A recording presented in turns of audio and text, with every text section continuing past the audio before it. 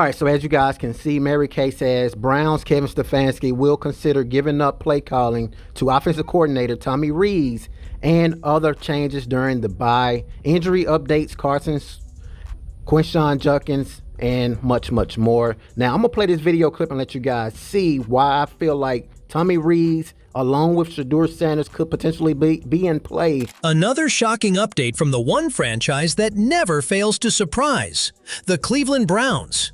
This time, insider Mary Kay drops a major leak saying Shedeur Sanders could be making his return soon, with play-calling duties likely to be taken away from Stefanski and handed to Tommy Rees. Honestly, this sounds almost too good to be true. Just a day ago, we were talking about how impossible it seemed for Stefanski to finally make a smart move, and now this bombshell drops. Let's be real, this can't be Stefanski suddenly realizing. This has higher-ups coming in. Looks like the Browns front office has finally had enough of his stubborn play calling and are ready to shake things up for real. Now, no doubt about it, there is something strange going on in Cleveland. I think we have an inside war that we really don't know what war is going on. Is it Andrew Berry versus Kevin Stefanski? Is it Shedeur Sanders versus Kevin Stefanski? There's a lot that's definitely going on right now. Everything that Mary Kay has said, if turns out to be true, though honestly, it feels like the Browns are doing this just to calm down the growing fan outrage. The timing says it all. The criticism has been non-stop, and this big move looks more like damage control. But if it really happens, this could mark one of the biggest comebacks for Cleveland fans in years. Shedeur's return has been long overdue. Everyone saw it coming except the people making the decisions. The team had no real choice left. The offense was collapsing, the chemistry was gone, and fans were losing hope. Bringing Shedeur back has become a survival. It's the only shot the Browns have to bring excitement and belief back into that locker room. But what really caught everyone off guard was the part about Stefanski losing his play-calling duties to Tommy Rees. No one saw that coming. Even now, people are questioning if it's actually going to happen. Stefanski has made one bad decision after another and somehow managed to keep his seat warm like nothing's wrong. The way he's been protected almost makes you think the owners owe him something. Because let's be real, any other coach would have been called out months ago. His poor play calls, his blind loyalty to Gabriel that has never made sense not to just the fans and analysts, even to the Stefanski himself, have pushed this team to the edge. If the reports are true, then this might finally be the wake-up call the Browns have been avoiding, and for once, it might actually be the start of a real change. But still, it really makes everyone think, why did it take the Browns this long to see what was right in front of them? What were they waiting for? Did they seriously need to lose this many games just to realize what the real problem was? Why did they have to risk Shedeur's career just to protect a rookie quarterback who clearly wasn't ready? It's unbelievable how they kept ignoring the obvious while the team kept losing. Fans have been shouting about this for weeks. The media's been backlashing, and yet the Browns acted like everything was fine and they just wanted the players to get better. The fact that it took this much pressure, this much fan outrage, and this many losses for them to wake up is just embarrassing. The only people still defending Stefanski are the few insiders trying to save face for him. But the truth is out. He's not good at play calling, he's not good at decision making, and he's definitely not the right man to lead this team. And then there's Shedeur, the one who's been the real victim in all of this. Who's going to apologize to him for everything he's been put through? The amount of mental stress he had to carry because of this mess is hard to even imagine. He's been out there practicing on his own, taking reps by himself, and staying ready while everyone around him was spreading false stories about his so-called injury. An injury, by the way, that Stefanski couldn't even explain. The best he could say was that it was stiff. Seriously? That's the level of awareness from the head coach. There is something going on here that is weird, strange, and dysfunctional. Because the answers to the questions and the logic from the moment they drafted him to right now, there are all these incongruencies and inconsistencies. Why did they take him in the 5th round? Why was he still there in the 5th round? Did he really want to come here? Would he rather have gone somewhere else? Who drafted him? Who really wanted him? Why didn't he get any reps and opportunities in training camp when he's the more talented guy and Dylan Gabriel is the less talented guy. And when Shedeur and his family finally stepped up to clear things up and prove that he wasn't injured, Stefanski still brushed it off, saying Shedeur wasn't his focus right now. Then what was? Dylan Gabriel? Figuring out new ways to motivate him to lose more games? It's ridiculous.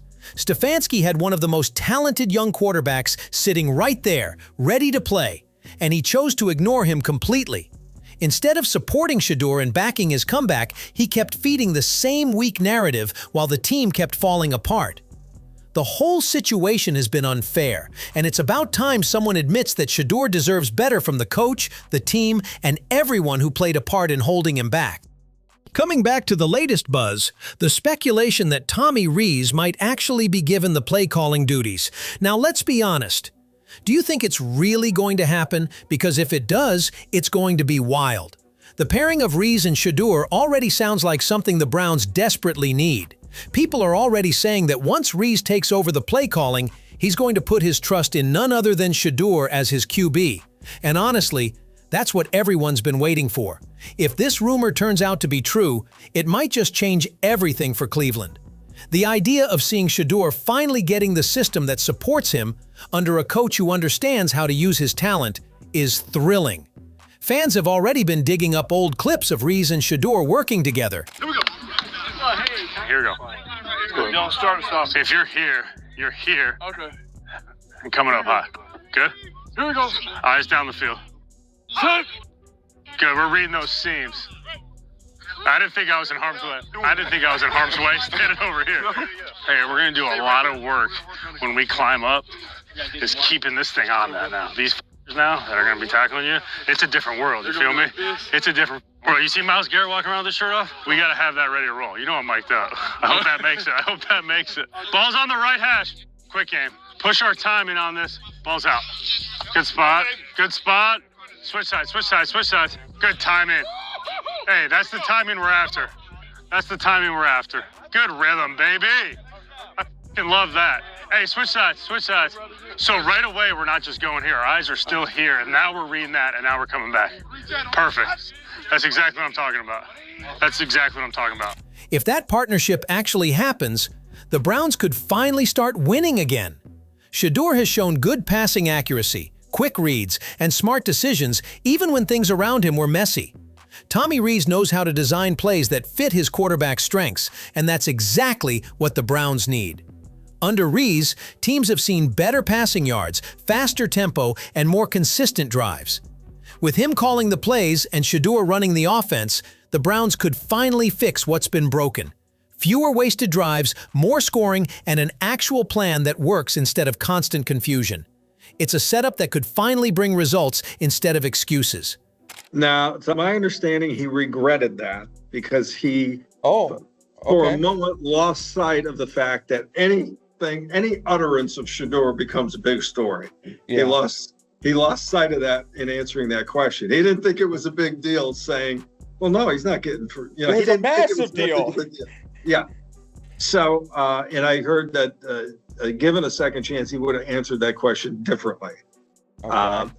So I think he's still coming to grips with the sensitivity over the Shedeur Sanders issue, but from everybody else. He still considers him. Now, this isn't some small deal that everyone should just move on from as if nothing happened. Just because their favorite players are finally back in the spotlight doesn't mean everything else is brushed under the rug. No, this shouldn't happen in any sport. There has to be accountability. Accountability for the poor choices made as a coach. Accountability for putting a player's career at risk. Accountability for refusing to step back even after losing game after game because of ego-driven decisions. Stefanski can't just walk away from all this like it never happened. He owes an explanation, and more importantly, he owes an apology, not just to Shedeur, but to every fan who had to watch the Browns crumble because of his stubbornness. Again, they did not think they were going to find their franchise quarterback in this draft, but they wanted to draft at least one, and the first choice was Dylan, and I think Kevin had a large role in that. And he might not have had the same role in the selection of Shedeur. And just go back. I mean, he's the one who controls who gets first team snaps, second teams at third. Yeah, here we are in the approaching the month of November, and Shedeur Sanders still has not received snaps with the first team offense. That is the direct dominion of the head coach. I honestly don't even understand how this isn't personal at this point. How can Stefanski keep sticking with a rookie just because he was his preferred choice, while completely sidelining Shedeur? Even Tony Grossi's own words don't add up. They contradict each other. If Stefanski really had a say in picking Gabriel, fine. But that doesn't mean he has to blindly defend him for life. And even if we pretend for a second that Gabriel was a decent pick, how can anyone justify not adapting to the circumstances of each game? That's literally what a good coach is supposed to do.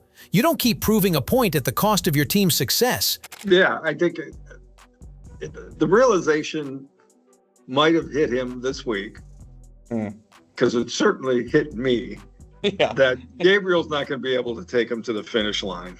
Yeah. I think Kevin felt that once Gabriel got in there, I can win with him, in certain, and over time develop him to keep him in there. But I think the New England game was a terrible setback for Gabriel. And I think the realization during this bye week is we're not going to be able to get to the finish line with Dillon Gabriel. And now hearing that he's finally realized his mistake honestly just makes me shake my head. Let's be real, this isn't some deep moment of reflection. This is pure damage control. Grossi should stop embarrassing himself by defending it like it's some grand realization. If Stefanski really had a change of heart, why did it take him this long? Why only now, after fans and analysts tore him apart, and after that humiliating loss to the Patriots, not to mention the pile of losses before that? This isn't about learning from mistakes, it's about saving his job. He's not suddenly wiser, he's just scared. Every post-game press conference has turned into a cringe fest where he struggles to justify his terrible decisions. And now that pressure is finally cracking him. It's obvious this isn't the realization, it's panic. Now that things are finally taking a turn so fast, let's not rush to celebrate just yet. We need to see Shedeur back on the field first and let Rees actually take over the play calling. Till then, we'll stay patient, watch closely, and keep our eyes on every move coming out of Cleveland. If you're enjoying all these insider updates, make sure to hit that subscribe button and turn on notifications so you don't miss what happens next. What do you guys think of Mary Kay's big revelation? Do you actually see that happening? Drop your thoughts in the comments. I'm curious to know how many of you believe this could finally change everything for the Browns.